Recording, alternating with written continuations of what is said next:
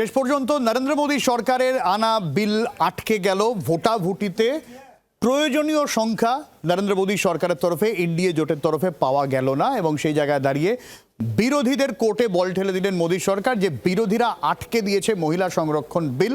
যদিও বিরোধীরা সরকারের কৌশলী চালকে ভেস্তে দিয়েছে এমনটাই দাবি। সংখ্যাতত্ত্বের হিসাবটা কোন জায়গায়, কোন সংখ্যায় আটকে গেল নরেন্দ্র মোদীর বিল জানবো। রাজীব রয়েছেন আমাদের সঙ্গে। রাজীব,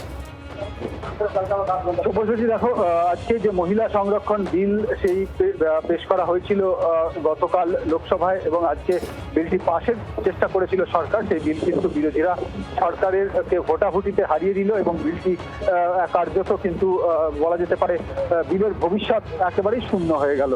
এক্ষেত্রে তোমাকে জানিয়ে রাখি যে এই বিলের সঙ্গে অর্থাৎ মহিলা সংরক্ষণ বিলের সঙ্গে আরো দুটি বিল ছিল, সেই বিল দুটিও সরকার আর এগোতে চাইল না। সংসদ বিষয়ক মন্ত্রী কিরণ রিজিজু তিনি সংসদে বললেন যে এই বিল দুটি নিয়েও আর সরকার এগোতে চাইছে না, অতএব ভোটাভুটির আর প্রয়োজন হলো না। সরকার পক্ষের তরফে অর্থাৎ বিলের পক্ষে ভোট ছিল 298টি এবং সেক্ষেত্রে বিরোধী পক্ষের ভোট কিন্তু 230টি। অর্থাৎ বুঝতে পারছো হাড্ডাহাড্ডি লড়াই। 2/3 অর্থাৎ বিরোধীদের 298, সরকার পক্ষের 230, ফলে বিল পাস হলো না। রাজীব, এই গোটা বিষয়টা নিয়ে তো রাহুল গান্ধী এবং অভিষেক বন্দ্যোপাধ্যায়ের মধ্যে তো ফোনে কথা হয়েছে।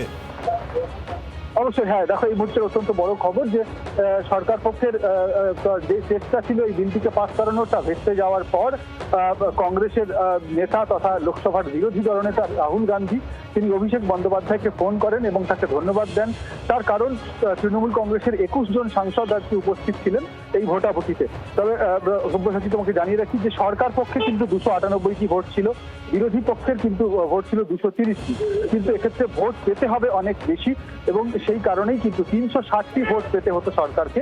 সেই ভোটের ঘাটতি, অর্থাৎ বেশি ভোট পেয়েছে সাধারণ হিসেবে মনে হতে পারে, কিন্তু 2/3 ভোট পেতে হতো। সেক্ষেত্রে 360টি ভোট পেতে হতো। তা ভোট সেই এতগুলি ভোট না পাওয়ার কারণে কিন্তু বিল পাস হলো না। অনেক ধন্যবাদ রাজীব।